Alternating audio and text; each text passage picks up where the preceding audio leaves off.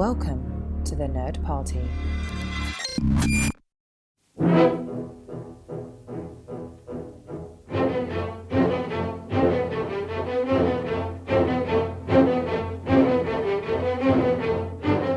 Hello and welcome to a special Between Takes episode of Missing Frames. I am your host, Shawn Eastridge. Normally on Missing Frames, we watch all the movies we should have seen by this point in our lives, but with the Between Takes episodes, we kind of go off the beaten path and do some fun stuff. Filmmaker interviews and, of course, Franchyze Boiz rewatches, or sometimes franchise watches for the first time. But the Franchyze Boiz are in the house. We've got Aaron Prescott. Welcome back, Aaron. Hello. Thanks for having Brad back. I'm glad to have Brad Gullickson back as well. Welcome back, Brad. I wish Aaron wasn't here. Oh my God. This is already off to a wonderful start. So this is the second part of, it's the 70th anniversary of Godzilla this year. And we have much cause for celebration. Aside from that fact, we have a great movie that was just released, Godzilla -1, that people are raving about and people should see, except I think today, the day we're recording this, Thursday, February 1st, is the last day you can see it in theaters. So oopsie, sorry. But that's okay, because we can start anticipating Godzilla times Kong. Yes, that's true. And that's coming out in March. So this is all working out to the podcasting universe's Plus advantage. Part 1 of the Franchyze Boiz Showa era podcast extraordinaire. Yes, that already exists. You could re-listen to that if you want to. You can re-listen to that and then just relive those moments and not even listen to this part. Just pretend you did. But this is the Showa era. We did the first 8 movies. So that's Godzilla, Godzilla Raids Again, King Kong versus Godzilla, Mothra versus Godzilla. And now I'm losing it. I'm not looking at a list. So I was trying to do it off the top of my head. I got the list in front of me. Godzilla, Brad, go. Godzilla Raids Again, King Kong versus Godzilla, Mothra versus Godzilla, Ghidorah, the three-headed monster, Ghidorah. Invasion of Astro Monster, Ibra, Horror of the Deep, and Son of Godzilla. Did we talk about that one? Yes, we did. That was the last one we talked about. So we ended on a kind of bum note. And what's nice, though, is we've set ourselves up for victory here. Part 2 is kicking off with a bang because we're doing Destroy All Monsters. That's the first of this second part. The 9th Godzilla film, directed by Ishiro Honda, returning after a couple of entries by, how do you say, is it Jun Fukuda? Is that it? Sure. Let's say that. Jun Fukuda, he did Ibra, Horror of the Deep, and Son of Godzilla. And Ishiro Honda was like, you know what? Let me come back in. And I think the idea was Destroy All Monsters was kind of like an Avengers Endgame situation where they were like, this is the end of the franchise. Like, we don't know if we're going to make more of these. So let's just go all out and have a ball and bring in all the monsters from all the different Toho franchises and just put them in one movie and have them just destroy all monsters. Well, that's like the genius of Monster Island. It's like one location. Let's keep this budget low. Mm-hmm.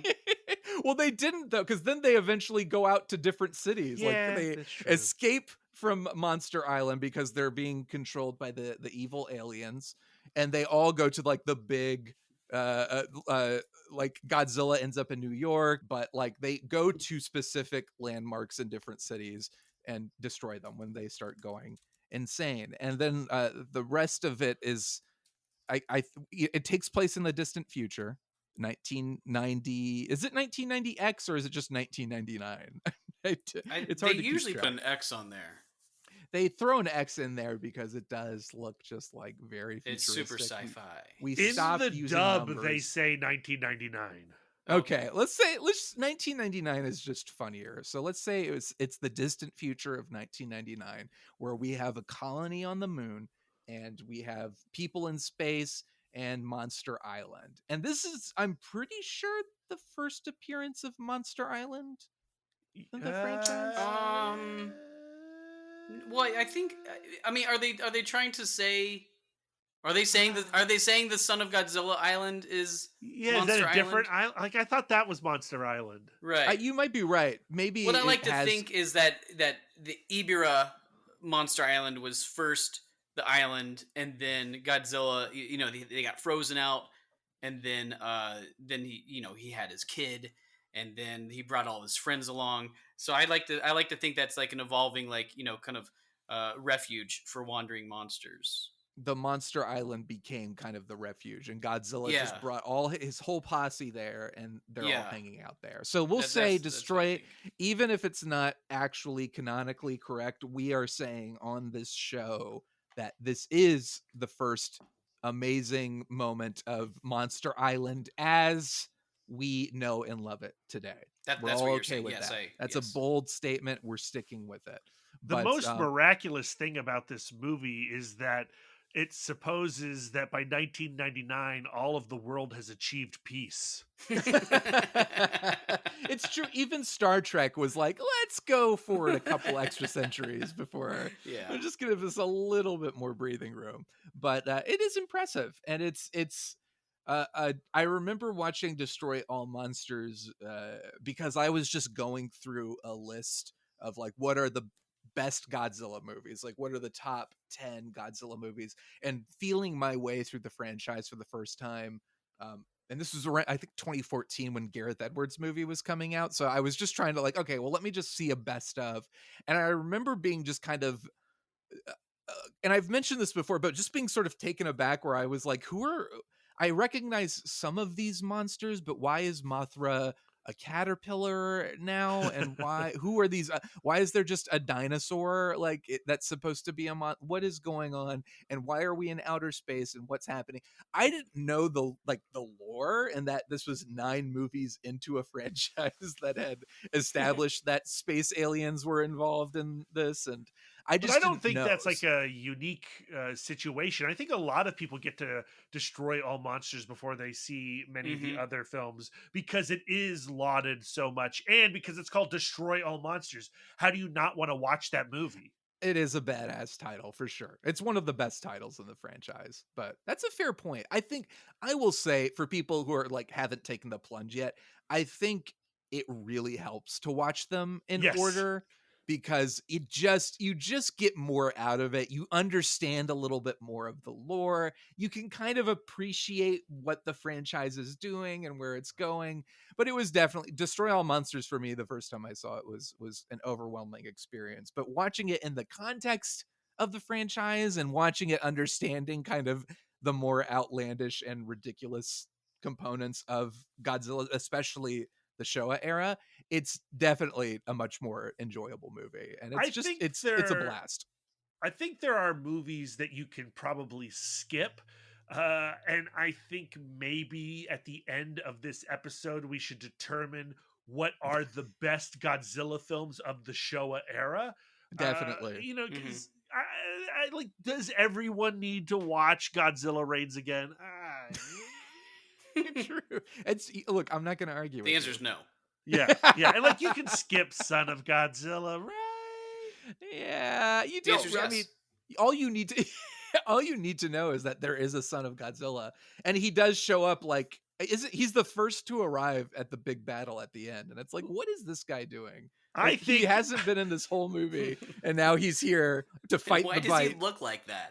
Why does he look like that? Why is this happening? Yeah, you would love Manila if your introduction to Manila is Destroy All Monsters. It's true. Because you won't really understand who he is, what he's doing there. He's just like a dude, a gray giant dude, man-child who showed up to the fight to be like, hey, I'm just here for fun. I just want to see what's going on. But that's a fair assessment. You definitely like him more in this than in Son of Godzilla for sure. Godzilla also gets a new suit in this film. Like, what do you think of the Godzilla appearance? Does it feel like an upgrade in Destroy All Monsters? Definitely from Son of, because I believe with Son they actually had a suit that was like kind of like grotesquely larger than it usually is to make him seem even bigger than Manila was. Right. And so it just kind of looked kind of frumpy, like, he had that dad bod situation going on, but now he's he's on Monster Island. He's like doing his bench presses. He's working on the lats, and he's getting back in shape. He's getting back to his former self. So yeah, no, I think this is a good suit. Yeah, I agree. And it's also like they're kind of, this is the point where it's already kind of turned cartoony and a little more friendly, because now we're steering towards, oh, Godzilla's a hero now. He's, kids love him. It's a family friendly thing, and very much an about face from what Godzilla's origin was. So the suit is in alignment with that idea of Godzilla kind of being the more like, oh, you could cuddle Godzilla if you really wanted to. You can buy your kid a little action figure, and it's a little more adorable and a little less terrifying. I think I enjoy my Godzilla a little more terrifying, but I appreciate the Showa era's kind of like halfway point, doofy, kind of silly looking Godzilla, whose eyeballs are kind of like look more like Kermit the Frog's than an evil radioactive monster that's going to destroy everything. I don't want to repeat the same argument that we had on the last episode, but I really do still appreciate this version of Godzilla that's not necessarily silly, Sean, but is a friend of Earth, right? I And as do long as like you're on that. Team Earth, Godzilla's okay with you. But if you're not on Team Earth, if you're King Ghidorah, Godzilla, he's going to mess you up. I'm okay with that too. To emphasize, I think the look of Godzilla, like when he becomes friendlier, is a little silly. He looks a It's a little bit googly. more like a Muppet. But I do like hero Godzilla. I like Godzilla. I love, and we talked about this before, but I love that 2014 Godzilla kind of set us up with the marketing to think like, oh, it's another like Godzilla's a monster destroying everything, and then he turns out to be the hero of that movie. So I'm into it. And I'm okay. Like I think it's a fun suit, and it works really well, especially in the moments when he's dancing or just being a goofball and flying through the air and doing things that inexplicably he's never done before, but suddenly has developed the power to do. But what do are we? I've always wondered, going back to this, why. I know that Mothra, I think Mothra technically died in her last appearance, but I was always a bit bummed that it's the caterpillar version of Mothra and not the actual Mothra. Is that just me? I don't know if there was a justification for that. It just felt a little disappointing. And maybe maybe with Ghidorah, they were like, oh, we don't want to deal with any more flying monsters in this, but it could have been that. It could have been just like with so many monsters like up on screen. It's kind of like less to deal with all at once, and just having the little cute little grubby guys. It was kind of like let's go with these guys. Our little RC cart guys that can shoot the spindly web things, because Mothra doesn't do that, right? So yeah, that's true. If I'm going to be honest, I'm going to tell you that this Mothra in this stage is far creepier and more upsetting than the Moth stage. Yeah, I agree. Yeah, so it's like on a couple levels, I'm like, why is this? Which is why we don't want to see it on screen, Brad. Ever. And it's thinking about it, but like if this is supposed to be the last monster movie for Toho, I don't know if it was supposed to be like, I mean, all the monsters are here, so I don't know if it was supposed to be a send-off for all of them or just Godzilla, but let's presume it was the send-off for all of them, and you have Mothra in this, like, less recognizable form, and really less awesome form. It's just kind of like, oh, okay. It was something that really confused me when I first watched it, not understanding, like, oh, there are different versions of Mothra and various states of growth. And it was just something that bummed me out a little bit. But there's cool stuff in the movie. There's some really cool shots. There's like a devastated cityscape at sunset shot that looks amazing. There's also just like, I get it. Like the guys in suits does look very silly from today's standard, but there's really cool stuff and effects that they do, like with King Ghidorah, just like flapping its wings and the dust clouding around, like just little details like that to give it that sense of scale and the sense of like, oh my god, these monsters are gigantic, they're huge, they're larger than life. It's something that like I think you have to sort of rewire your brain a little bit and look into the little details like that, because on paper and on the surface it is ridiculous and it's very easy to laugh at, but it's also like there's a lot of like blood, sweat, and tears that's going into designing all of this stuff. And the detail is there if you're going to look for it. The hard work is there. It's not as present in some of the movies, but it's present here. And it does feel like kind of the epic finale that I guess it was supposed to be. So I enjoy it on that level, even if it's not my favorite. I always think it's funny to call this the finale of the series when you have All Monsters Attack that just came out like a year later. So it's kind of like, is this just a marketing ploy to get butts in seats and like, oh yeah, no, you're still cranking out some dollars for us, so we'll go right back to it. But yeah, I completely dug this one as well, and I also like the human element and the Kylax look great as their little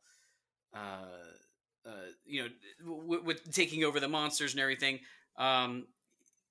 They have sort of like a proto G-force thing going on as well with with our people on the moon and having their own little mission. Although they take way too long to try to like one part of the mission is literally like pointing a laser at what looks to be like a giant gumball machine, and it takes extraordinarily long to like just watch that thing and be like, this is our action shot, guys. Okay, all right, cool. But yeah, give me all the kaiju Royal Rumble battle that I can handle. I love that stuff.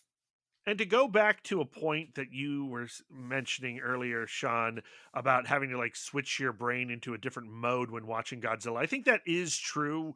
You know, when you watch a Godzilla film, especially of this era, you need to buy into the imagination.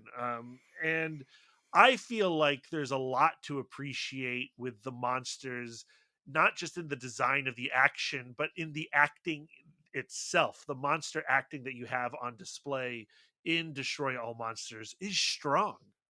Yes, I agreed. And they like by this point they'd been doing it for a few years, and there is like a level of expertise here where it is something that is, again, it's easy to kind of write off, but there is a lot of work going into making that happen and giving each of these monsters their own personality. And it is like, it's not always there, but when it's there, it's like, this is pretty fantastic. And thankfully we have some really good entries in the Showa era where I think that's on full display. And I think this one is definitely one of them.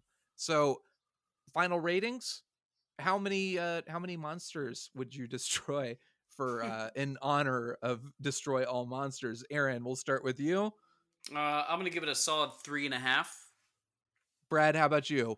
I go 4. I'm gonna knock it up a half monster. Go for it. I will side with Aaron and do 3.5, and that is that. Now we're moving on to I guess it should have been as exciting as Destroy All Monsters with a title like All Monsters Attack. But this was made, I think, like you said, Aaron, it was released about a year later, and I think it was rushed right into production because they were like, oh, people still want to see these movies. Let's make another one real quick. So it was made very low budget and in a very crunched timeline. And it is an outlier in the Godzilla series. It's very, very odd. Brad, how do you feel about All Monsters Attack? It's 69 minutes long. Which is something that it has going for it, at least. Some would say it's 69 minutes too long. This is definitely not one of my favorite ones, especially coming off of Destroy All Monsters. The human story of this one, this poor latchkey kid, Ichiro, just, it's a hard sit for me, but I do appreciate that they're like trying to, I think, comment on the social issue of latchkey children at the time. Like, I think they are trying to say something, but I'm not listening. Aaron, would you agree with that? I wholeheartely agree. This one makes me I'm angered sometimes when I just think of this movie. It's clip show the movie and Yeah. I do not like anything about it. I don't like friendless loner Ichiro and his strained relationship with his parents. I don't care. I hope the robbers just like completely just kidnap that kid, take him away, and he can stop, daydreaming off to Monster Island where he makes up his own monsters. And it just like going back and forth from um like the size ratio of Ichiro to Manila to Godzilla, and you're like, where, what, how big is anything anymore? Like, just show me a banana on the screen so I can compare it to something. It hurt my heart. It hurt my soul. I want my money back, and I watched it for free. I don't. Yeah. It's not good. I will, let me try to play devil's advocate. I think Brad, I think you were onto something where there is it's Ishiro Honda, and I think he tries to imbue even the lesser iterations of Godzilla with some level of social commentary. Strangely, this is one of his favorite Godzilla movies, or it was one of his favorite Godzilla movies. And I think a lot of that just has to do with the innocence of the film and the like protagonist being a kid who imagines like, oh, I have friends and I can beat up my bullies and stand up to the burglars, but like none of it really works at all. And then the movie is also incredibly confusing in its messaging. And Aaron, you I think touched on this in your Letterboxd review, which again, all of these are fantastic reviews that everyone should check out. I like At every what single one. Brad Anytime like an Aaron literally review comes out, I like it. I'm just waiting for him to read one.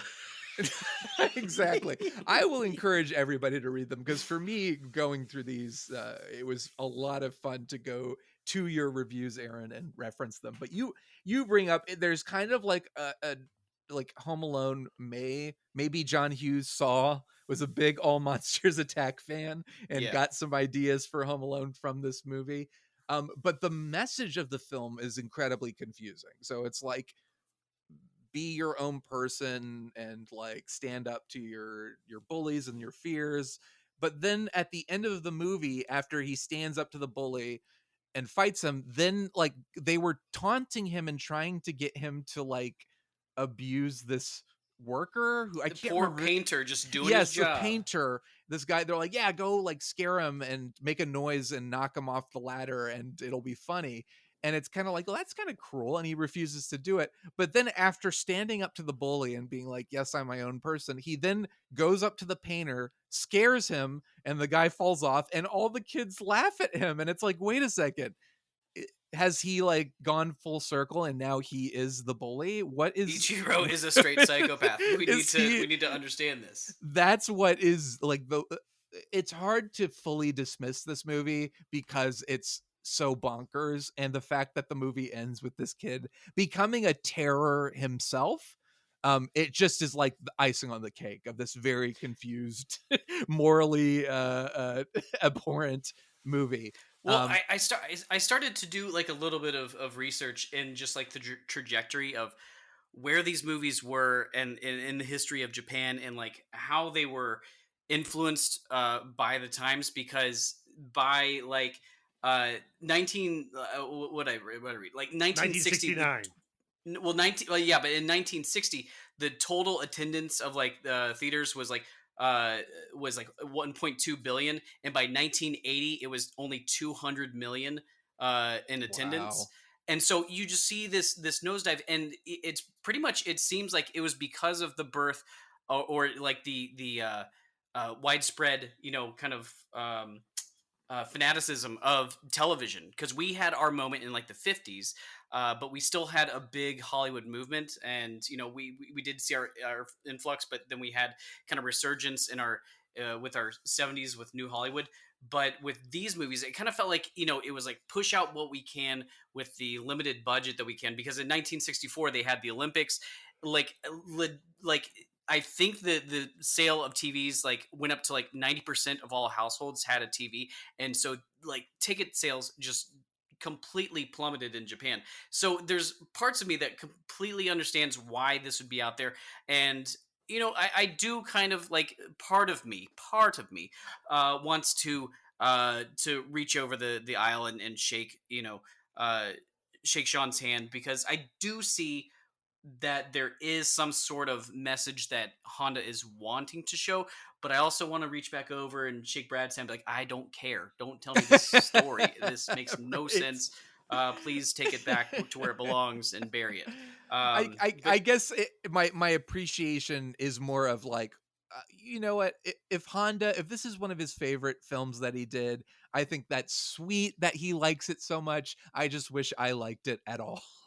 Yeah. But I understood the trajectory of trying to push it towards kids, get the kids' butts back into the seats of the cinema, and try to rebuild this thing. But this wasn't it. No. Yeah, All Monsters Attack, I think, is notoriously considered one of the worst, if not the worst, Godzilla movie, and for good reason. So that's all I have to say about this one. Anything else? No, we're good. Nobody has anything else to say about All Monsters Attack. So I guess as far as our our rating system, how much old footage on a scale from 1 to 5? How many old clips from other Godzilla movies would you give this? Brad, we'll start with you. It seems really mean to give it a 1. Does it though, Brad? Does it? But I'm a mean dude, so I'm gonna give it a 1. Aaron, how about you? Holding Hands Club, Mean Dudes Club, 1 star. That's it. We're all singing Kumbaya here. It is a 1-star film across the board. And what a bummer that is to just go from like a really fun Godzilla movie, very epic, to just like the pits.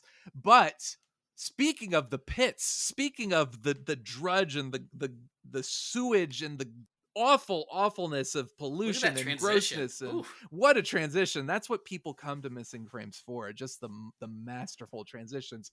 We are on to Godzilla versus Hedorah, which, they didn't miss a beat. We come back in here with a new director. I think this is his first movie. This is Yoshimitsu Banno. And this is also very clearly hoping to bank off some of the success of the Bond films with its opening credits and song. So it's very stylistic, very much in that franchise mode of following in the footsteps of the other great franchise, James Bond. It is very much kind of a Godzilla movie on its own island. There isn't anything else in this franchise. Maybe Biollante is kind of the same vibe of weirdness and strangeness, but it's definitely an island to itself, and I think it's great. It's one of my favorite Godzilla movies. Aaron, how do you feel about this one? This is a favorite of mine. It is so. I love when a movie just completely accepts its surroundings and accepts the environment that it's in and wants to tell just a completely wackadoo story and does everything it possibly can. I mean, it throws everything in there. We get animation pieces. We get like tiled like I don't even know what to call it. Like just tiled TV screen, tiled TV montage thing, all in one thing where people just yelling at you. You get a disco song and dance number. Psychedelic club. It's it's so great. It's like they just like opened up the film can and poured a lava lamp inside of it. It's great. It's so cool. Fred, how do you feel about this? Yeah, I mean, this is one of my favorite Godzilla movies as well, Sean. It is a kitchen sink Godzilla film, but for me, the moment I saw the design of Hedorah, like I was in love. This was the first Godzilla toy that I ever sought. Whenever I find like a nice vinyl Hedorah figurine, I have to own it.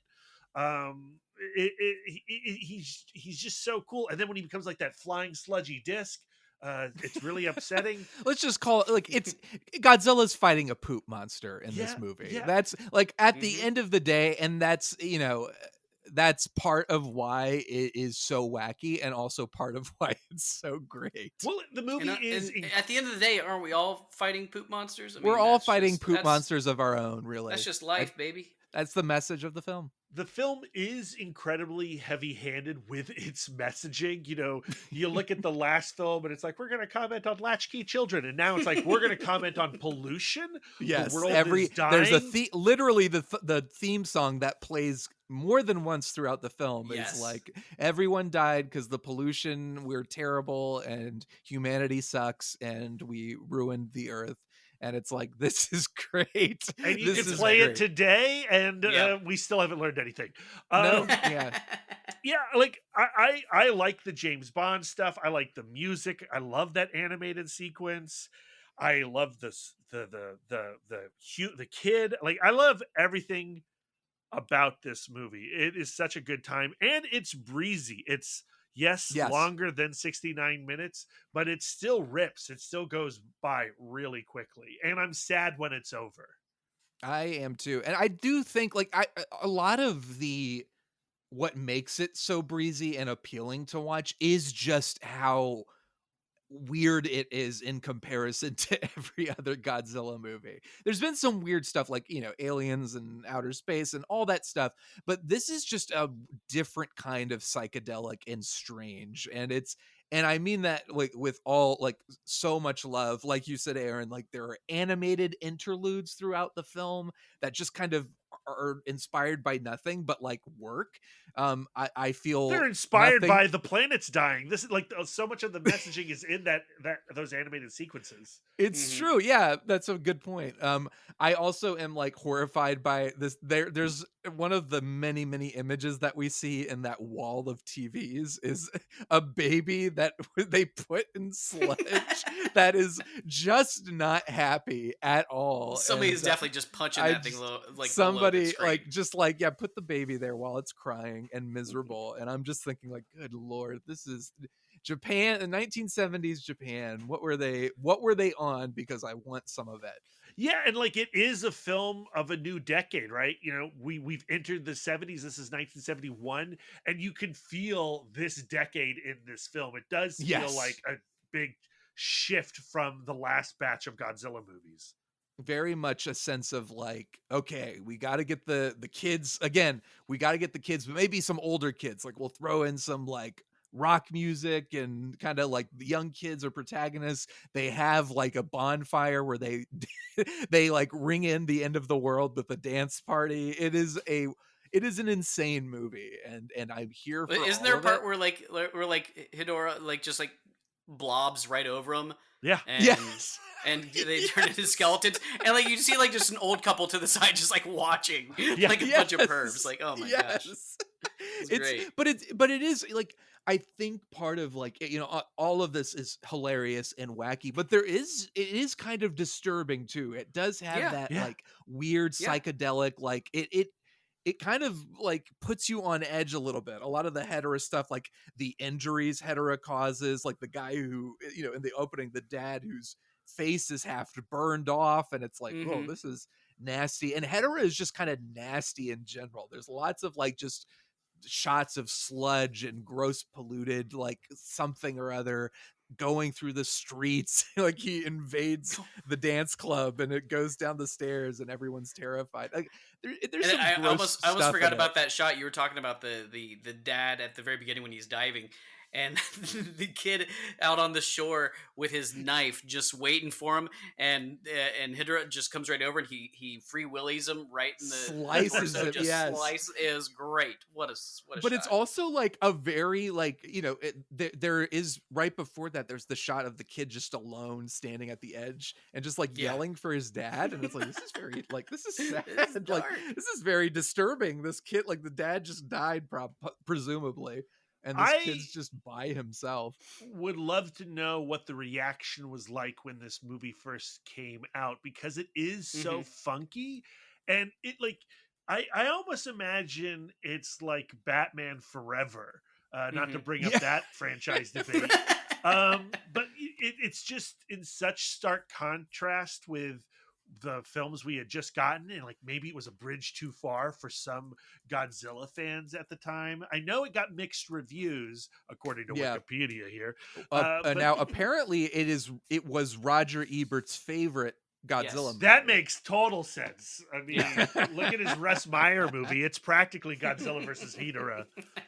Yeah, I'm looking through Wikipedia at the critical response section, and it's a lot of like some people. Okay, all right, well, okay, whoever the 50 worst films of all time, it was included in that. Oh, But get we're back. also like that was a 1978 book, and what was largely available were the American dubs, which typically like butchered these movies anyway. So that I'll give them a pass for that. Can But we take a moment though, uh, in talking about the Americanization of these movies?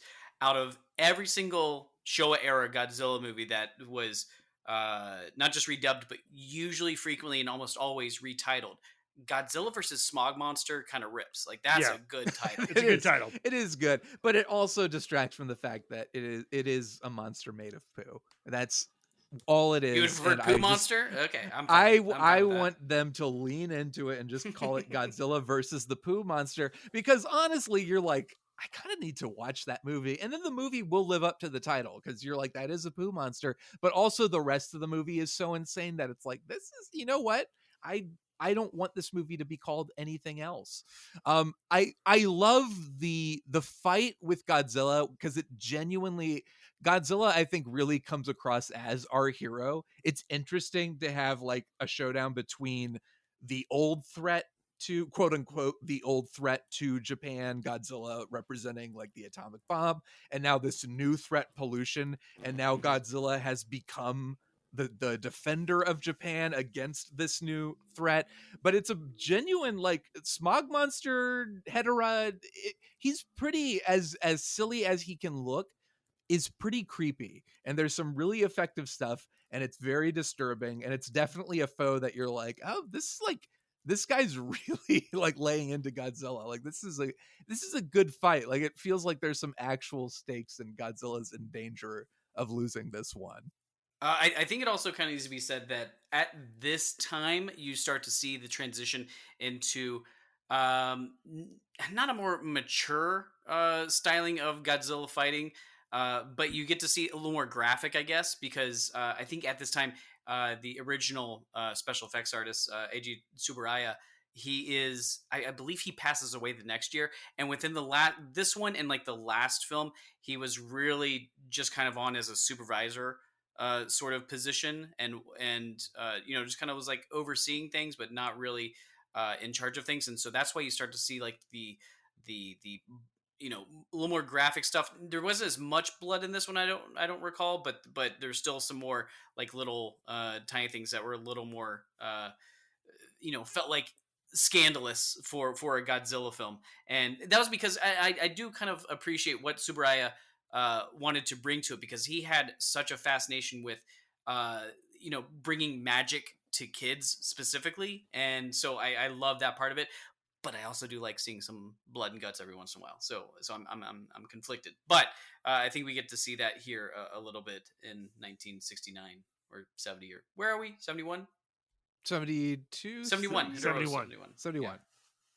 I completely agree. Like the brutality, and it's kind of, honestly, to me, I feel like it's played for a laugh, but the very end of the fight, after Hedorah has been defeated, Godzilla just starts ripping him apart. That's still hilarious. and the music comes in, and it's just like, this is amazing. But they're like, it's very effective, and you get Godzilla's like all of a sudden. Is this the one where he uses his breath to Yes. fly through the air? This is where he takes flight. It's beautiful. It's Yes. gorgeous. It's wonderful. One of the best gifts on the internet. Mhm. But yeah, Godzilla brutally beating down Hedorah. And then I watched it through again more recently. There was a shot that I'd forgotten about, but as Godzilla, one of the moments where Godzilla is just like laying into Hedorah, there's a close-up of Hedorah's eyeball kind of like looking around in fear, and it really comes across. It's weird because it's like, these are very clearly fake rubber suits, but I remember being just kind of struck by the emotion of that came across in that moment of like, I'm being destroyed and I don't like it, and this is kind of weird. It's a weird shot for a Godzilla movie at this point because we haven't really seen anything like this, but I just wanted to throw that out there. That was one of my favorite moments in the movie, is just like that realization in Hedorah's eyeball that like, oh no, I'm in trouble. Yeah, I've seen death. Yes. But my other thing was there's a great shot of Aaron, you kind of mentioned it, but like when the kids are doing their whole bonfire thing, they're just like old people watching from like behind tall grass, and it looks like a Kurosawa shot. Like it looks like it's out of a Japanese horror movie. Just these old people watching, and like these kids, these young whippersnappers, they don't get it. They don't know what it's like. They don't know the pain we've suffered as old people.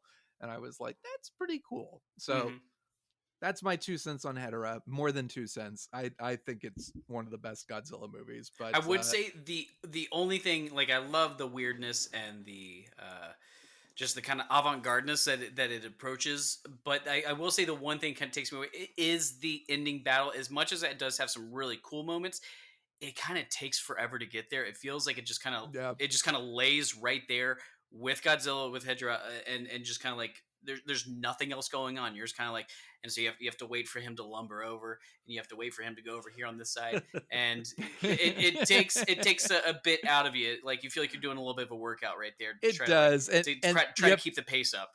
And you have to wait for like the army to set up their electrical field. Yeah. And, It's like, a little slow, how... but the bursts of brilliance are extreme, and so I forgive it. Yes, agreed. So Hedorah, I guess, how many amazing anti-pollution dance songs would you give Hedorah on a scale from 1 to 5? Aaron, you go first this time. I'm gonna give it a 3.5. Brad, I give it 4 again. I will give it 3.5. It's but it is one of my favorites. So just putting that out there, well worth a watch. What Shawn is saying is that Godzilla movies can't be better than 3.5. It maybe only time will tell, Brad. So moving on to Godzilla versus Gigan. I say Gigan. I say Gigan. Gigan. I think Gigan is the very American way to say it, and we are very, American. if nothing else, we are very American. Oh yeah. So this was actually, I think this is the first time, this watch through was the first time I'd seen Godzilla versus Gigan, and as a kid, Gigan was one of my favorite monster designs. Yeah, he's rad. I thought and it is, it's still a fantastic monster design. He's got a buzzsaw in that chest. Buzzsaw? Yes, it's amazing. Guys, I got a confession to make. You don't like Gigan? I think he's overrated. AF. Oh, I think it why? looks Aaron? like it looks like they went into the prop room and they found all the stuff that they didn't use on all the other kaiju because they're like, oh, that's too obvious. And he's got those hook hands. Yeah, I understand. How about some opposable thumbs there, bro? What are you gonna do?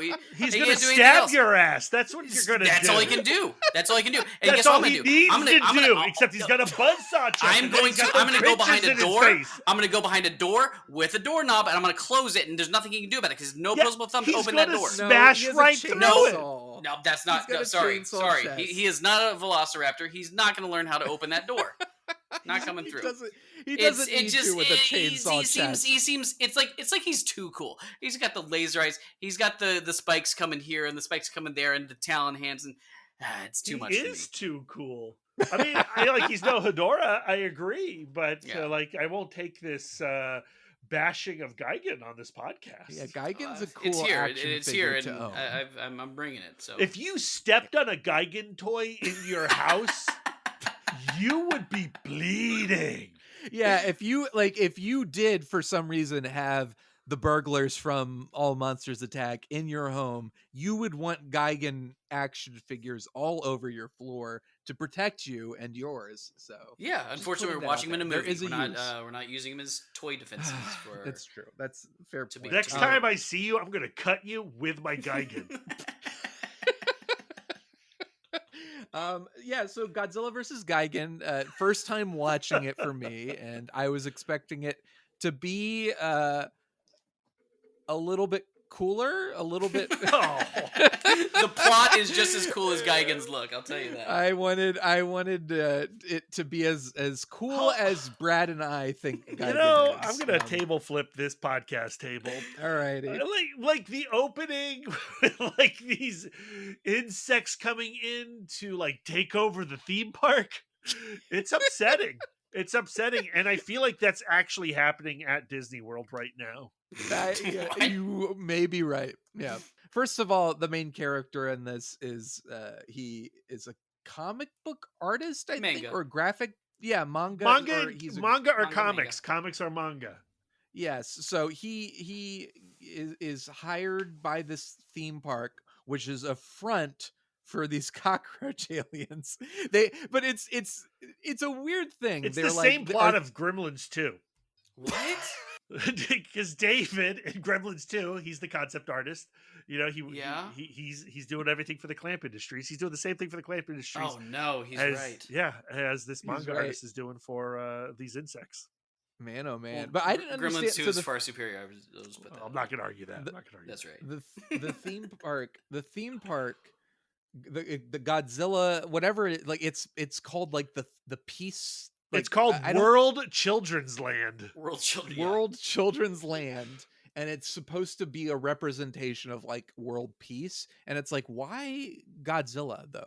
Why is it Godzilla? I guess by this point, have you not been watching these movies? Yeah, he just protects us from Hedorah. He is a protector, but it's more of a like, do you really want Godzilla to have to protect you from all the monsters that are coming in? It's not a choice. You have to have Godzilla to protect you. You're lucky to have Godzilla to protect you. And if Godzilla was protecting the Earth as he is in this universe, you would build theme parks to him.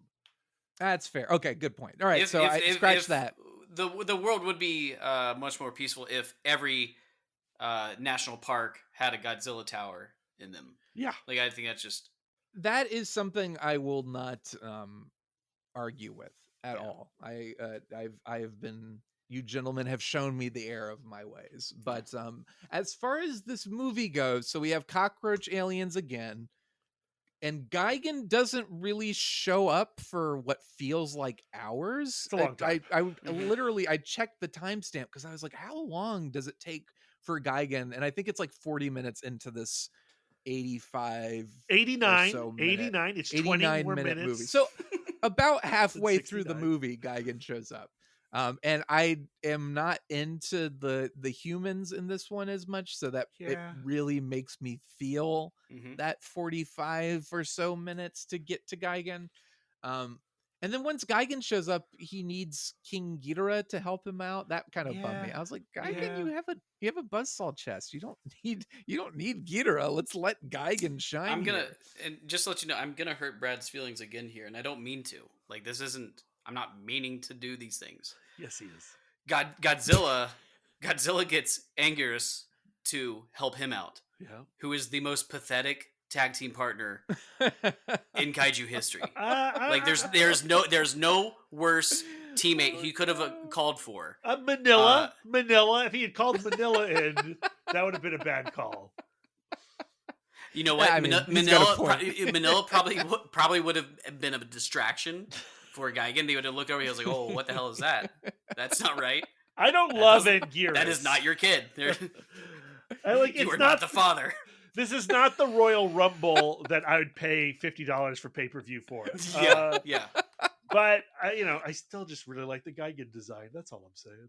It's really what Anguirus does give us, though, is the first and, as far as I'm aware, last instance of speech bubbles in a Godzilla film where the monsters are communicating to each other and we are privy to their conversation. And most of their conversation is just Godzilla saying, "Hurry up," and Anguirus saying, "Okay." Yeah. But you know the American dub is like, I watched the Japanese sub on this one, but I went back because I remember hearing it ages ago. And the American dub, they dub in the voices for Godzilla and Anguirus. Oh no, it's awful. It sounds like one of those like one of those like smoker throat box vibrator things, but like almost in like a record Come scratching on, sort of like Anguirus. Anguirus, hurry up! Like it's bad.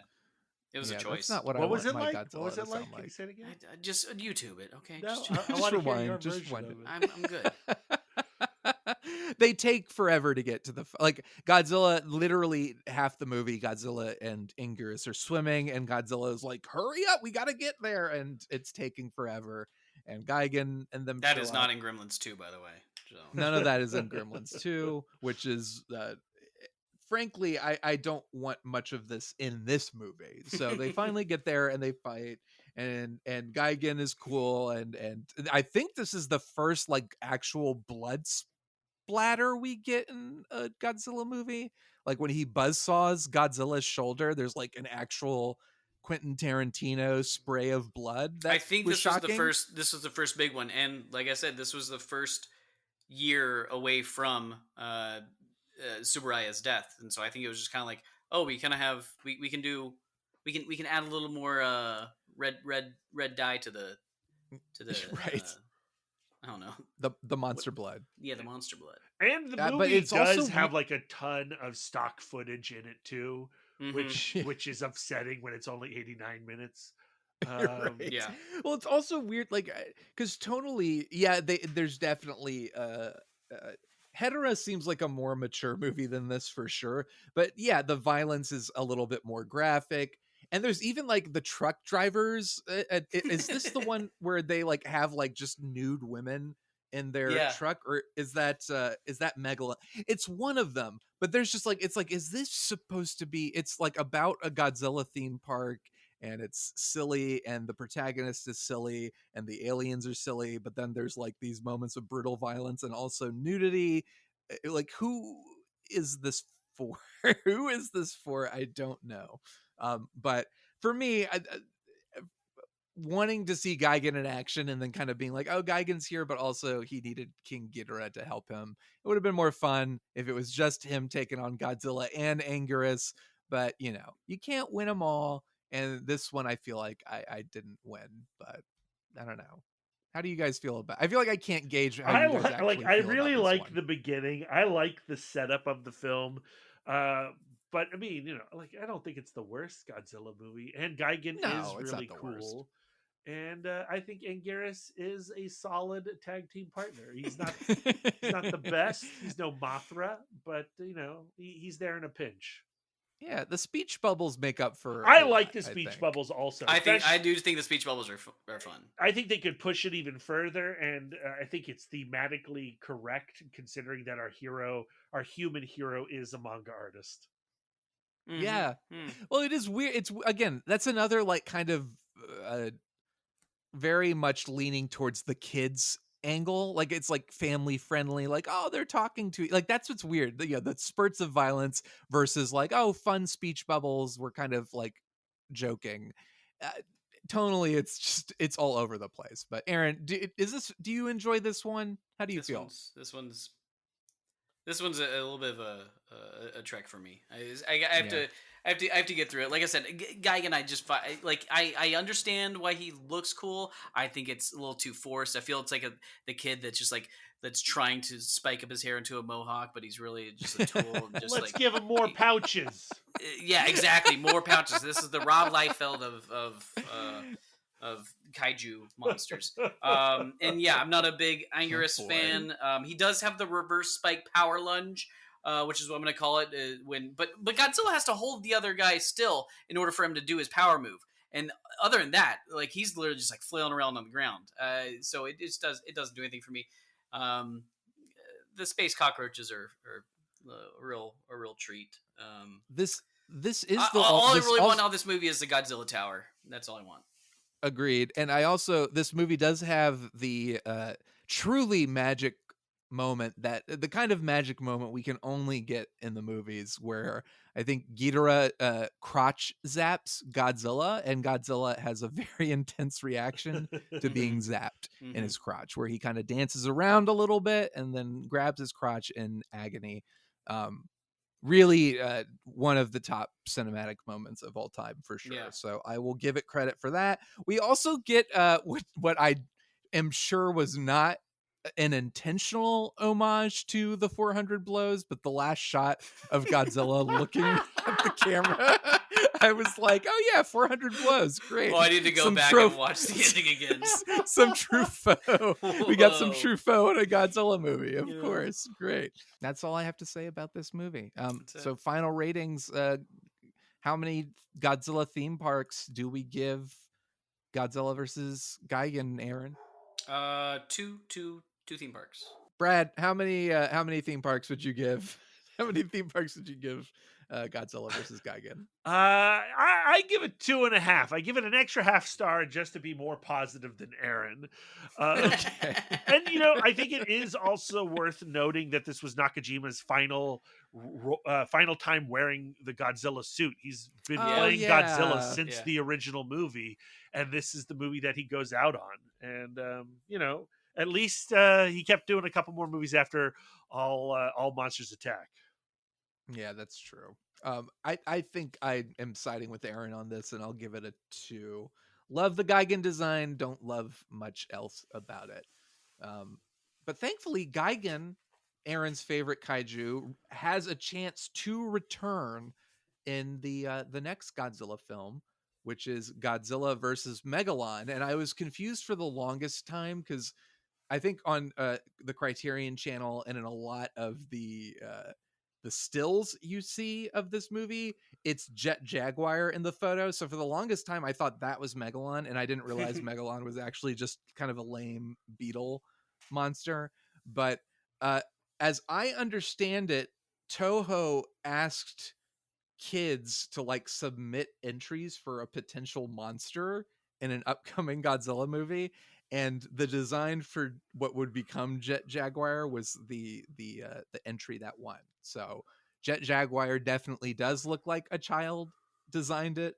Well, I went a little bit further and checked out what was going on. So yeah, it was some department stores that hooked up with Toho and Tsuburaya Productions, and they got a whole bunch of elementary school kids to create designs. They weren't sure, it's kind of loose if it was going to be for a solo this creature's movie, or if it was going to go into a Godzilla movie. Either way, it definitely felt like it wasn't a Godzilla movie because Godzilla takes forever to get here. But supposedly the kid who won, he had submitted this character called Red Alone, and they then gave it to one of their effects guys to create it for the screen, and he was already, it sounded like he was kind of sick of all these Ultraman knockoffs. So he's just like, I'm just gonna, I guess he literally said that he wanted to make it intentionally, quote, unattractive and obnoxious. And the only thing that really stayed around from the kids' original drawing were the kind of feather antennas and the primary color pattern on the torso. Other than that, it's kind of completely made up. So I hope the kid was happy, but that's incredible that it was made to be intentionally obnoxious, because the design is pretty, either a kid designed it, which I would have believed 100%, or the person who designed it just hated his the job. idea. He hated his job and was like, I'm gonna make something that will ensure that nobody else wants to see another movie with this kind of character in it. Jet Jaguar is the best addition to the Godzilla franchise since King Ghidorah. Listen, I'm not totally going to disagree with you.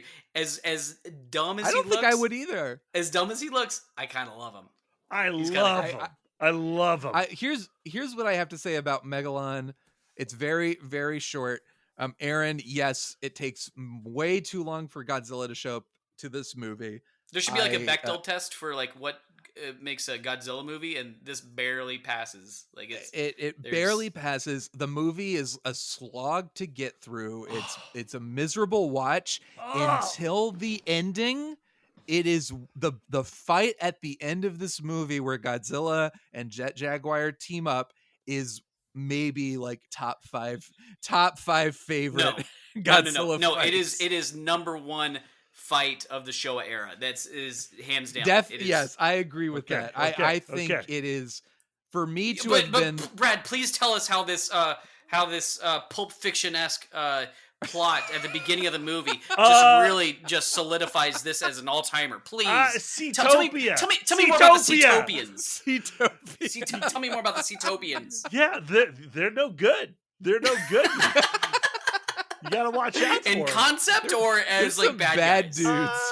They're bad dudes. They're bad dudes. I think we should all be worried about Seatopians and Emperor Antonio. But well, what are you gonna do? Emperor Antonio was actually the Greek guy, wasn't he? Yeah, he was.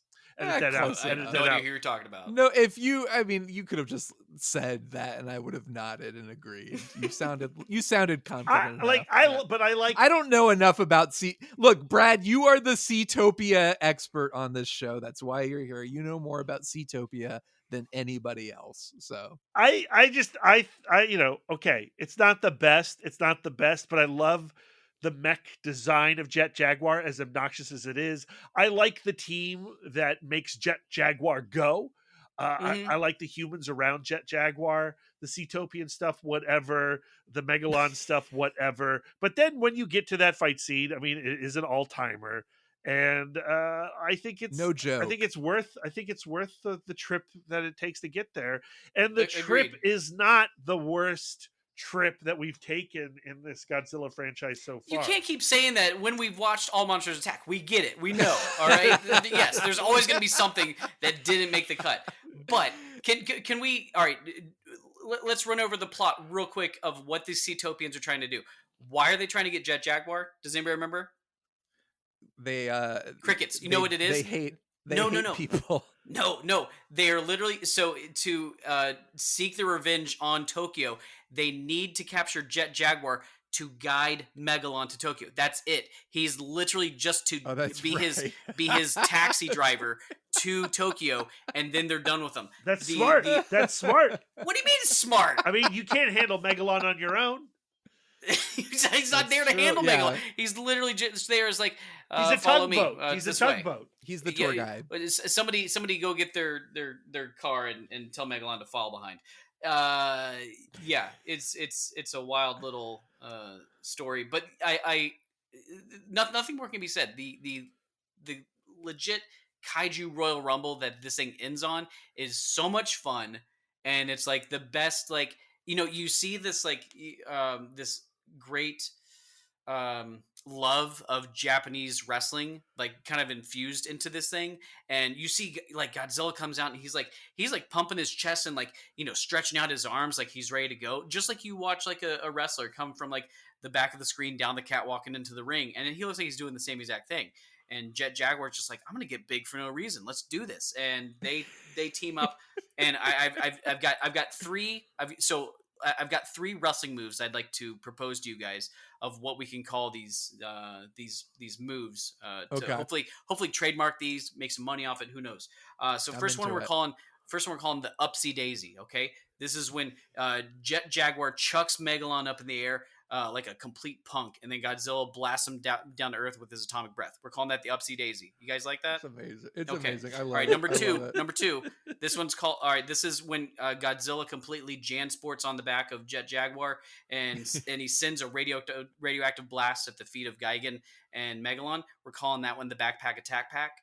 And then we got like when you have like the pantheon of instantly gifable Godzilla gifs or memes, you have to have the Tokyo tail rail. And that's when you have the double-footed tail slide with Godzilla with that kangaroo level tail strength, just testing the straight power slides right into the chest cavity of Megalon. It's just I could watch that over and over again. Like put that up there with the best WWE fights of all time. It's a work of art. I'm gonna make a real controversial statement. Are you guys ready? Brace yourself. This is one the Star Wars fans might come after me for. The Last Godzilla? Jedi is no good, and this movie is great. Listen. Godzilla versus Megalon is the Rogue One of Godzilla movies, where I do not care about anything that happens in the first hour and a half of Rogue One, but the last like 45 minutes, the whole climactic getting the Death Star plans, that whole sequence is one of the best Star Wars things I've ever seen.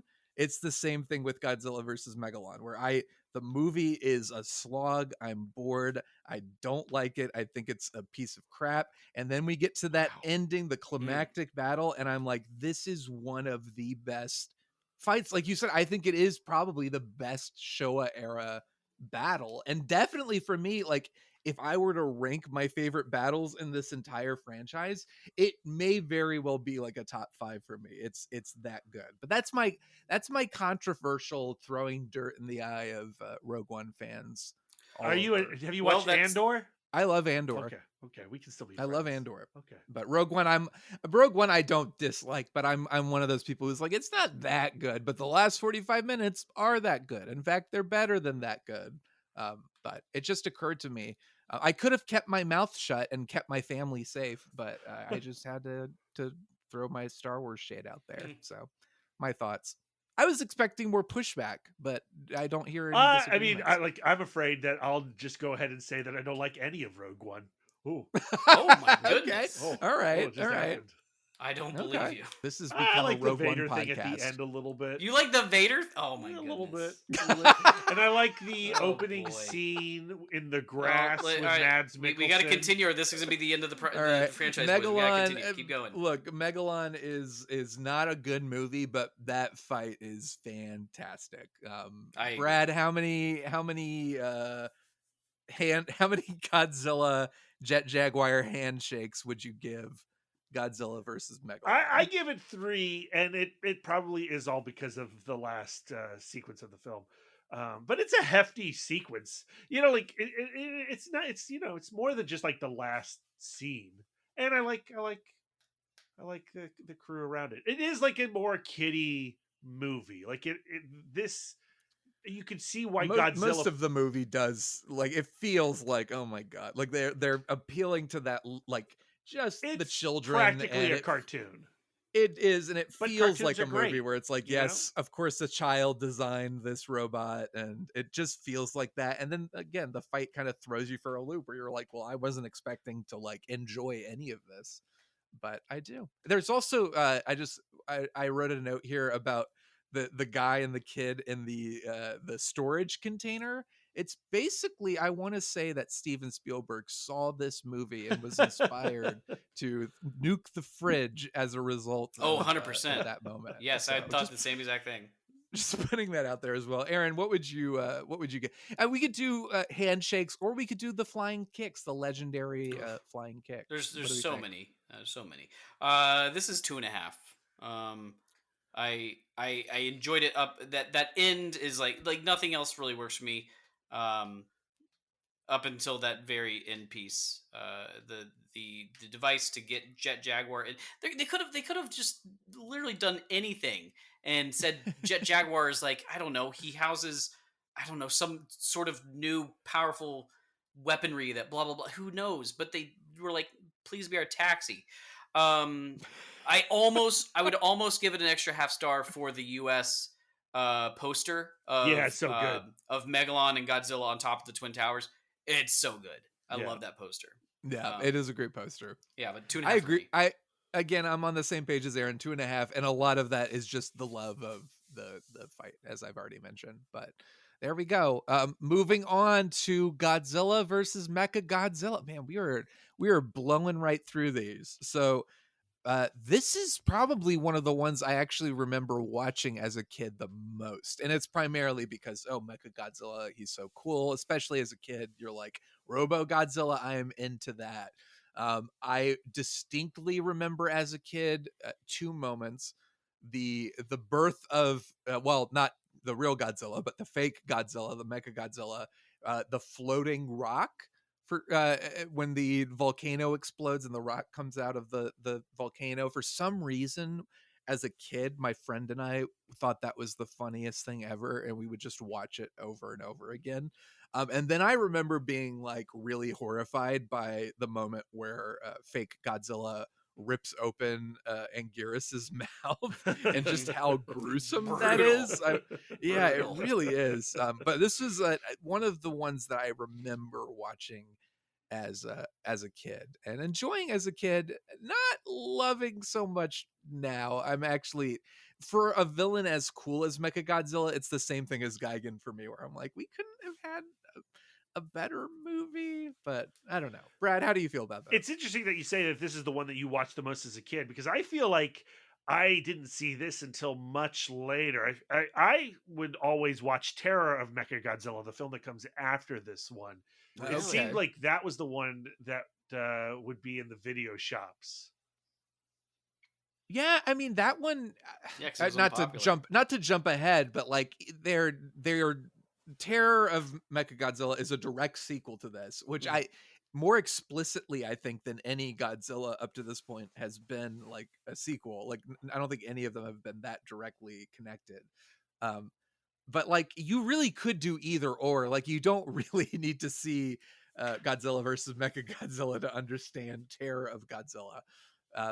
But yeah, I don't know what it is, and then like Caesar, like the King Caesar is just a weird design, and that is odd and a strange addition. Where again, it's kind of like with Gigan, I'm like, Mechagodzilla is badass enough. I don't need another character in here to introduce and to fight in all of this. He looks like a weird puppy dog. I don't know how I feel. I kind of like King Caesar for all the reasons you said. Of course you do. Of course. Like, the problem with the Mechagodzilla films, trying not to dip too much into the next movie, is that the Mechagodzilla design is so great and the idea behind Mechagodzilla is so great, but the films don't really live up to the design. Yes. I think this movie's fine. But if you want like a great Mechagodzilla movie, it's just not going to be in the Showa era. No, I agree. It's a great design and idea that's looking for a good story idea. Aaron, how do you feel about this one? I love King Caesar. He's one of my absolute favorite of the Godzilla Rogues Gallery of like just like there's no other like kaiju like him, where like this rabid like floppy-eared freaky rabbit bat sort of, I don't know, like he's cat-like and like ready to like claw your eyes out, but like there's something about it. But also I really like kaiju that are more like connected to like kind of like the history or lore of the earth. Like kind of like how Mothra is like this protector of Earth. I do like the prophecy and like the stuff kind of behind that. There's something kind of cool about having Earth's protectors go up against like these invaders from other worlds. I think is kind of cool. And yeah, like Mechagodzilla, as much as like this story is fine. Like as much as like Mechagodzilla is completely cool, and I agree with Brad. Like the concept is so like great. Just having like this, we've created this robot that's the exact replica of your greatest, defender, and we're going to take him down. Like there is something kind of cool about that. It never truly lives up to all of that, but I really like having just the imagery of Mechagodzilla and King Caesar and Godzilla all there. It completely works for me. Everything from rainbow laser blast to finger rockets to just the funkiest big band soundtrack you've ever heard in the movie. It's just like all over the place. Plus, we haven't even talked about gorilla cyborg men and like shiny metal like jumpers, the Planet of the Apes. Oh, just wildness. And I do kind of love that part of it. It kind of harkens back to when it goes like full like kind of sci-fi with aliens kind of running amok and kind of has this Astro Monster. Anything that's kind of close to Astro Monster, I kind of be like, oh yeah, that's a good Godzilla right there. That's what you want, the full blown sci-fi Godzilla. Exactly, yeah. I got you. I will say Caesar's theme song is a banger. Like Oh. that's a jam for sure. Like, And I you can will- tell it's a banger because he waits like 3 freaking stanzas of that thing in order to wake Yeah. up. Like, okay, Exactly. I know it's He's a good like, song, I'm gonna listen. but I want you to sing the whole damn the whole song thing again. Yeah, I don't I don't fully dislike this movie, but I feel like the human story is a little bland. I like Terror's human story a little bit more than this one. But overall, I think the design of Mechagodzilla is cool. I don't love Caesar, but you guys have kind of sold me on some cool stuff. I do He's like the great. idea of like Earth's defenders and these legendary heroes. I do like that a lot. But I got a question for the Oh. two of you. So, like, you know, they kind of talk about the prophecy and like the girls. She's talking about like I don't know, the two monsters, and she also talks about like the twin suns, like the sun will rise in the west or something like that. Right, I forget how right. it goes. Like right after they say that, they're on like a big giant cruise ship, which has like a humongous sun on the side of it, and I was like, oh, this is gonna play in. You know, it's I don't know, something gonna be like, you know, that's where the sun's rising, and I was getting ready to like put all the pieces together, and it doesn't show up. I was like, does anybody else see the sun on the cruise ship and be like, oh, that's part of the story? I did No. not notice I that did not notice at that. all. All right, just me. I noticed like, the "Where's Sergio Leone Mechagodzilla?" reference at the end or during the battle What was Yes, it? that's with the standoff, yes. Oh yeah. and you know you got to appreciate that. All right, I will take. I'll completely accept. You know, giant irradiated lizard monster terrorizing nation. I'll completely accept the an asexual, abusive single father that neglects his kid. We haven't seen him since. We don't know what's going on. I'll take the ability to power slide on his tail, or you know, levitate in the air with atomic breath. Can you guys please sell me on the concept of like magically becoming magnetic? I need help. Electric. Yeah. I need help on this. The He finishing move is he eventually- turns magnetic, Yeah, and that's how because he's going to defeat. he's connected to the poles of the Earth, right? Oh my God, So shut he's up. in You're- alignment with the You make planet. me He so is mad. the great I hate defender. when you do this. I hate when you do this. You start talking. It's You Magneto. start It's talking, Magneto. talking, and it makes no sense. Godzilla becomes a magnet in this Yeah. movie, and that's how he brutally murders Mecha. Again, a pretty brutal murder. I know it's a robot, but still, It's like savage, he ripped off that dude's and head. it's fun to Yeah. watch. It's But like very confusing. you know, it's the Superman thing. Like early on when they were writing Superman, they're like, "Oh, how are we going to get him out of this? He's got heat vision. Oh, he can, right. you know, turn back Right. time. You know, Yeah. Superman does what he's got to do, and Godzilla Yes. does what he's got to do. That's If he's fair. got to turn That's into a fair. magnet, he's going to turn into a magnet. Right. Well, on that note, how many magnet Godzillas do you give Godzilla versus Mechagodzilla? I don't remember who went first last time. Brad, just how many? 2.5. How many magnets? 2.5. 2.5. Okay. Aaron, how about you? Ooh, I like this one quite a lot more. This one's getting 3.5 from me. Okay, I'll do 2 for this one. And now we've reached the end of the Showa era. This is our last Showa era film. It was also Ishiro Honda's last Godzilla film. He came back for one last go round. And it was also, or is also to this date, the least financially successful Godzilla film, and it played a big part in why the movies took a pretty long break after this one was released. But this is Terror of Mechagodzilla, not to be confused with Godzilla versus Mechagodzilla, not to be confused with Godzilla against Mechagodzilla, and not to be confused with Godzilla versus Mechagodzilla 2, which is not a direct sequel, but its own thing. We'll get to that later. But Terror of Mechagodzilla, I will say this. I think it's got a more involving story on the human side than Mechagodzilla, because you've got all these weird like characters and like this evil scientist dad. Some And would it's say too always much. yeah maybe too yeah. much. It's always difficult because sometimes characters reprise their roles, not all the time, and it happens actually very infrequently, but the same actors appear in a lot of these. And sometimes it's difficult to say, wait a second, this guy played a scientist in Godzilla versus Mechagodzilla, but now he has old man makeup and he's crazy. So that's not the same character. It's just the same actor. It's sometimes difficult to follow who is playing who and whether or not they are actual carryover characters from the previous film. But just putting that out there, there's an evil scientist dad who turns his dead daughter into a cyborg. There's more going on here plot wise. Aaron, I think you're right.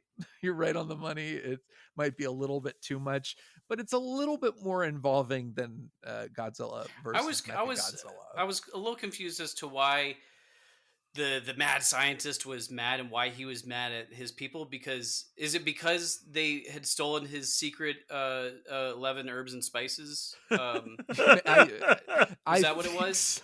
That's what I got from it. Okay, Yeah, I think that's what it was for sure. Okay. Yeah, a lot of it doesn't make sense. And then one of my favorite lines in any film, when the man who falls in love with the robot girl, and she's dying in his arms, and he tells her, "You may be a cyborg, but I still love you." Put that on the poster. Brought many tears to my eyes. After Katsura has shot herself in the head. Right. I think it was the chest, wasn't it? Yeah, the chest. And this is before that. Like, she's dying in his arms, and he says, you may be a cyborg, but I still love you. And then she shoots herself. Okay, maybe she just couldn't stand. I don't think she wanted to be with him. Like, take a hint, bud. Take a hint. Take the hint.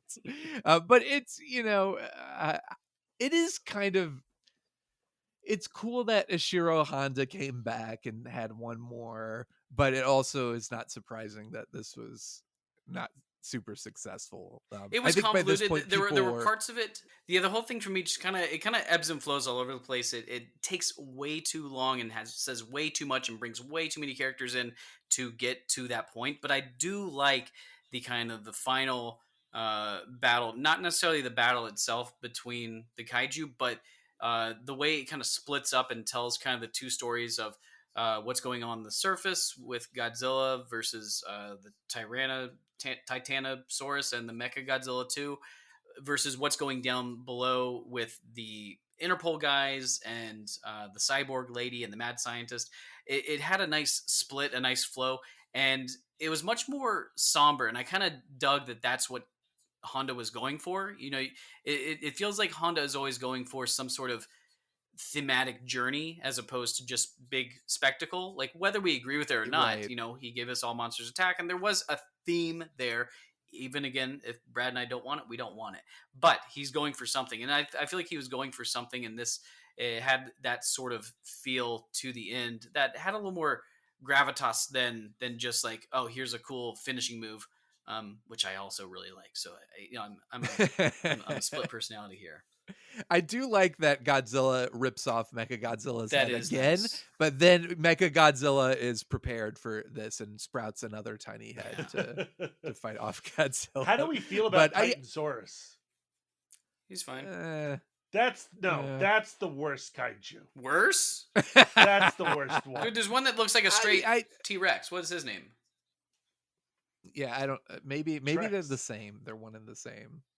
I agree. Like, that's another one where it's like, why is this in the movie? It's, again, Mechagodzilla is so cool and so awesome. You don't need another villain to try to like create this story. I guess it's like you need somebody because you're rebuilding Mechagodzilla, but you could also just be like, hey, we rebuilt Mechagodzilla in the first 5 minutes of the movie. And I'm like, hey, all right, sure, I buy it.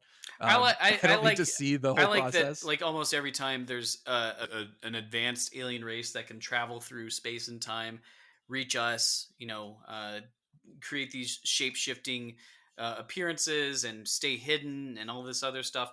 And they can't build a freaking robot to save their lives. Like, they're useless. They still need our mad scientist to create robots or robots, and it just humors me. It's funny. Yeah, but I mean, Aaron, that's kind of what Terror of Mechagodzilla I would probably put above Godzilla versus Mechagodzilla, strictly because of like Honda's sort of just the thematic thread. There is kind of a story here. There are characters here. They have relationships with each other that are semi understandable. But I think it's a waste of a great villain in Mechagodzilla. And it's kind of like they've made these two back to back. They're direct sequels to, like, this is a direct sequel to Mechagodzilla. We get a Rocky style recap of the previous film at the beginning, which is crazy because, again, that doesn't happen with these movies. But it just feels a little bit like, so we didn't really learn any lessons from the previous movie. This is just kind of, it feels just kind of bland in the same way as the previous one, but with a little bit more of the human drama. But how do you feel, Brad? I think that this movie is not as good as the last one, and Ugh. it is hard having two Mechagodzillas that just don't deliver. Yeah, it makes sense that the movie, that like the franchise kind of fizzled, and it's sad that it's Ishiro Honda's last movie. He has Yeah. some nice moments in it, but it is a bummer that it's like they ended the era and he created Godzilla. For him to kind of end on a dud is kind of sad. It's interesting how, like, when we're looking at just the episodes that we've covered for this period of the Showa era, it starts off with so much energy, Yeah. destroy all monsters, and then Hedorah. Like, I feel like it does feel like there is an injection of the 70s into the Godzilla franchise. But then when we get to 1975, we go so, it descends so quickly. Yes. that energy, or depletes so quickly.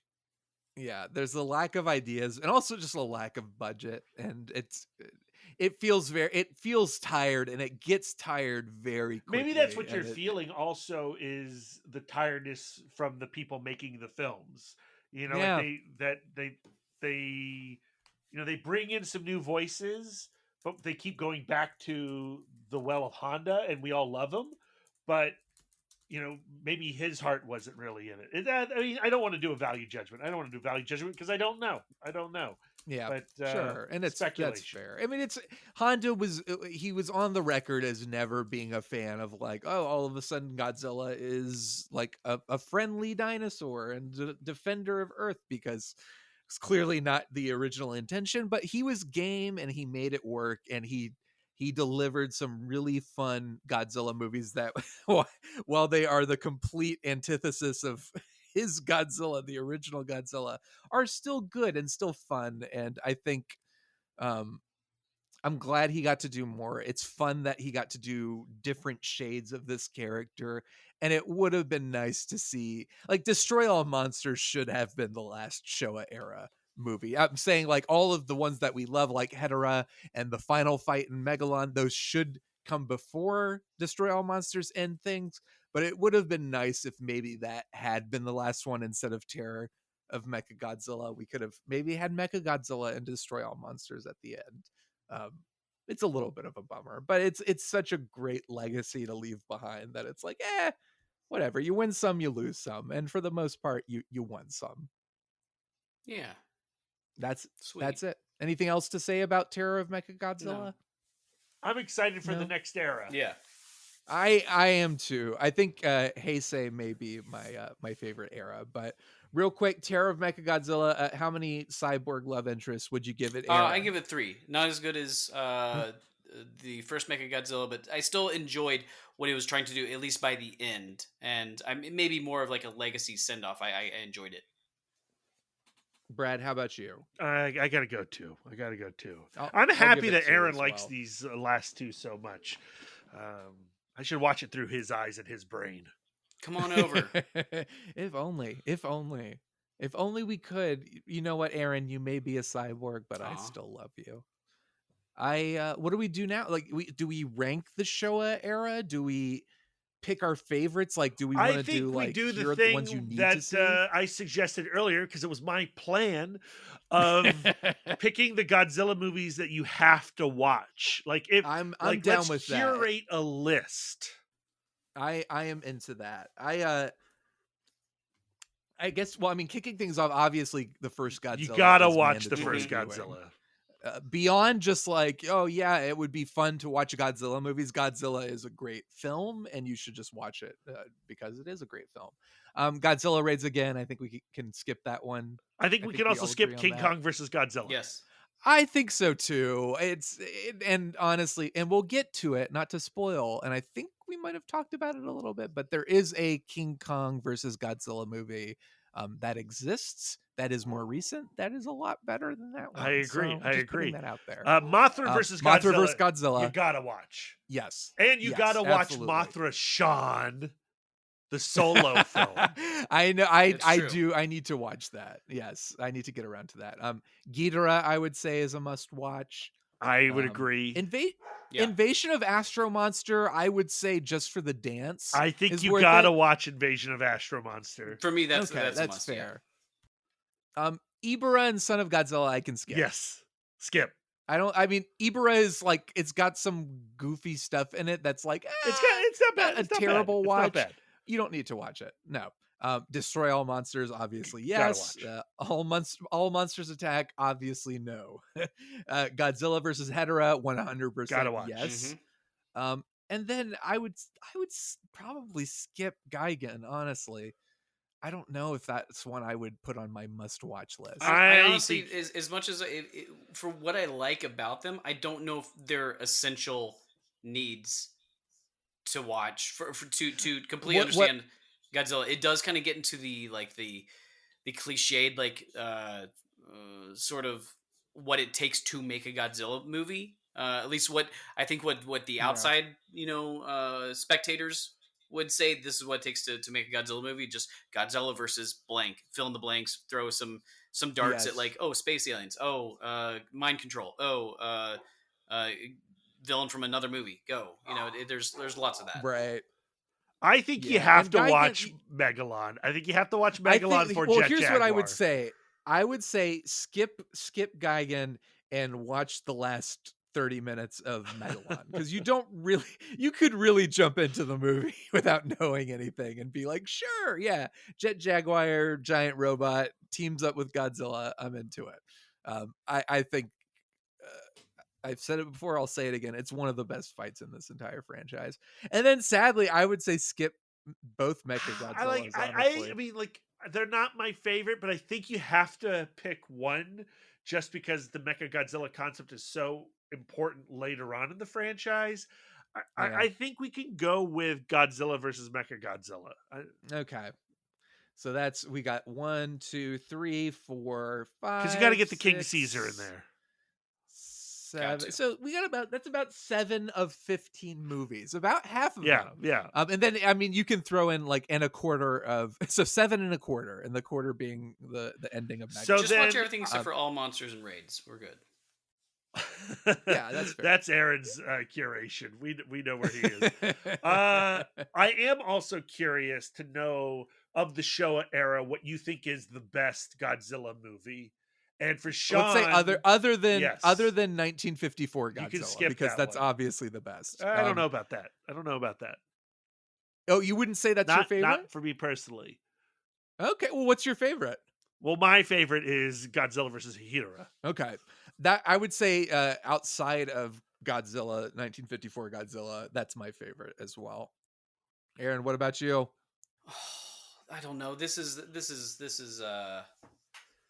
You have to do I'm gonna it. go Hedorah. I think there's too much to say about like the idea behind it and the look of Hedorah himself and the message and the wackiness and the avant-gardeness. I love all that stuff. So it's completely different, and I got to go for that one. Yeah. We are all in agreement practically. Yep. So That's wild. that is crazy. This is the I'm most surprised. aligned I think we've been in anything.